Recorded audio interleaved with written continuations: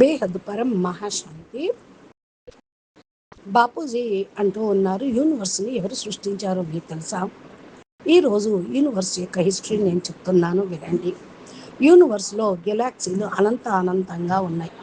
గెలాక్సీలలో సౌర వ్యవస్థలు, solar systems కూడా అనంతంగా ఉంటాయి. నిజానికి నేను మల్టిపుల్ యూనివర్స్ హిస్టరీ కూడా చెప్పగలను. ట్రిలియన్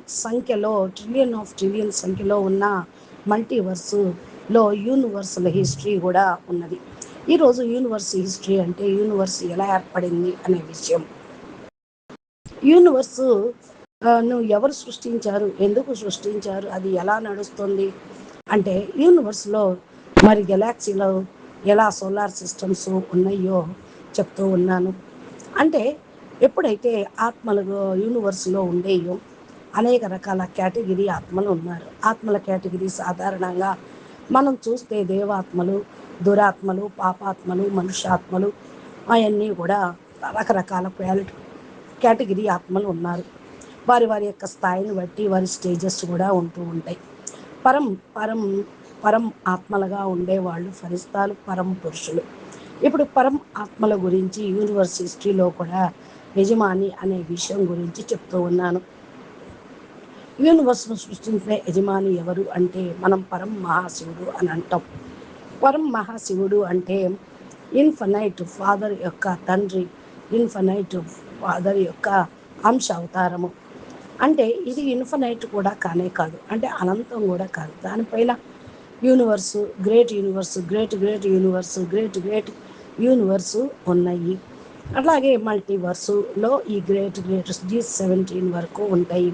ఇప్పుడు 3 రకాల కేటగిరీ ఆత్మల గురించి నేను చెప్తాను. సోలార్ సిస్టమ్ యొక్క యజమాని ఎవరు? శివుడు, ఈ బ్రహ్మాండానికి మాలిక్. ఈ శివుడిని ఎవరు రచన చేశారు? మహాశివుడు గెలాక్సీకి యజమాని, యూనివర్స్కి యజమాని పరం మహాశివుడు, మల్టీవర్స్కి యజమాని 100 కళల పరం మహాశివుడు. ఈయన చాలా గొప్పవాడు. పరం మహాశివుడు నిరాకారుడు రూపంలోనూ ఉన్నవాడు. నిరాకారం లోపల లైటు, పరం ప్రకాశము ఉంటుంది. అంటే లోపల పరం ప్రకాశము ఉంటే పైన పరం మైట్ శక్తి ఉంటుంది.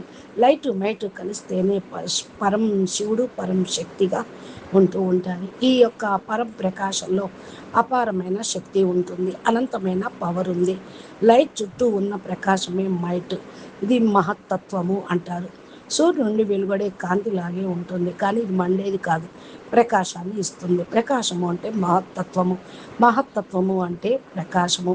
దీన్ని పరం మహాశివుడిగా పిలుస్తారు, యూనివర్స్ యొక్క రచయితని. పరం మహాశివుడు నిరాకారుడిగా నేను అనంతం కావాలని సంకల్పం చేశాడు. ఈ సృష్టి అనేది జరిగింది, అనంత సృష్టి. అది కూడా ఇలా సృష్టించాలనే సంకల్పం రావటంతో ఒక ఆత్మ రెండుగా ఉద్భవించారు. శివుడు శక్తి, పరం మహాశివుడు పరం మహాశక్తిగా ఉద్భవించారు. ఇలా ఆత్మల యొక్క ఉద్భవన జరిగింది. మొదట 12 ఆత్మలు ఉద్భవించాయి. తర్వాత ఒక స్థలం, స్పేస్ను సృష్టించుకున్నారు. రౌండ్ ఆకారంలో స్పేస్ నిర్మాణమైంది. వృత్తాకారంలో స్థలాన్ని ఏర్పరచుకున్నారు. ఒక ఇల్లు కట్టడానికి ముందుగా మీరేం చేస్తారు? ఒక బౌండరీని తీసుకుంటారు కదా, అలాగే 12 మంది ఆత్మలు బౌండరీ స్థలాన్ని ఏర్పరచుకున్నారు.